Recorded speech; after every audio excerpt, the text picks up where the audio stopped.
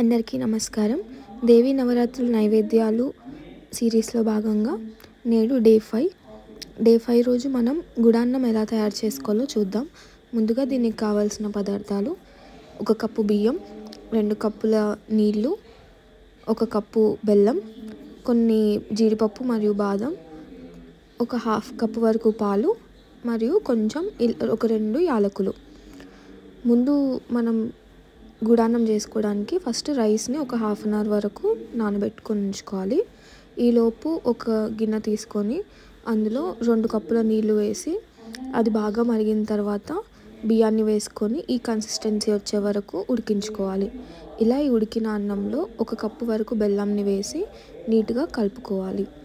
బెల్లం మొత్తం కరిగేదాకా అన్నంతో పాటు మంచిగా కలుపుకోవాలి. ఈ హీట్కి ఆల్రెడీ బెల్లం అనేది మంచిగా కరిగిపోయి అన్నంతో కలిసిపోతుంది. ఇలా మనం ఒకసారి చక్కగా కలిపేసుకుంటే అన్నం అనేది బెల్లంతో సరిగ్గా మిక్స్ అయిపోతుంది. ఇలా ఉన్నప్పుడు ఈ అన్నంని కొద్దిసేపు స్టవ్ పైన అలాగే ఉంచి పక్కకు పెట్టేయాలి. బెల్లం మొత్తం కరిగి మొత్తం ఈక్వల్గా స్ప్రెడ్ అయ్యేదాకా మనం దాన్ని వదిలేయాలి.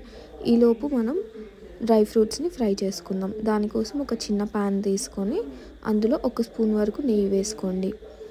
ఇలా నెయ్యి కాస్త వేడెక్కి కరిగిన తర్వాత ముందుగానే కట్ చేసి పెట్టుకున్న కొన్ని జీడిపప్పు మరియు బాదం పప్పులు వేసి దోరగా ఫ్రై చేసుకోవాలి. ఇవి ఎక్కువగా మాడనివ్వకూడదు, అలానే పచ్చి పచ్చిగా ఉండనివ్వకూడదు.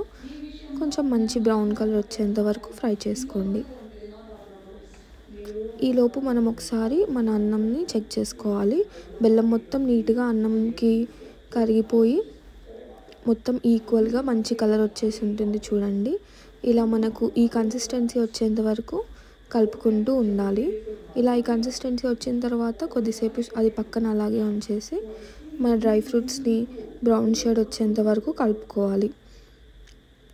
ఇలా డ్రై ఫ్రూట్స్ బ్రౌన్ అయిన తర్వాత స్టవ్ ఆఫ్ చేసి పక్కన ఉంచుకోవాలి.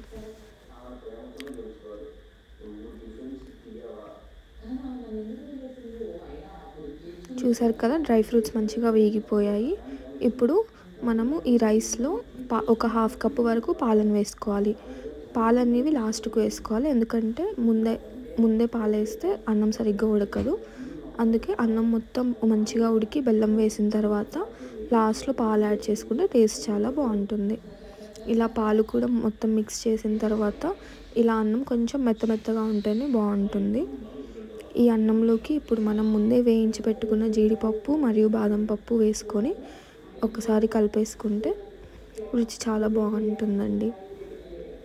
బెల్లం ఎక్కువ తక్కువగా వేసుకోకండి. 1 కప్పుకి రైస్కి 1 కప్పు బెల్లం వేసుకోండి, సరిగ్గా సరిపోతుంది.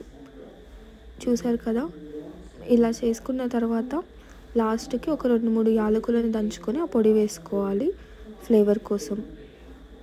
సో ఇదండి గుడాన్నం తయారు చేసే విధానం.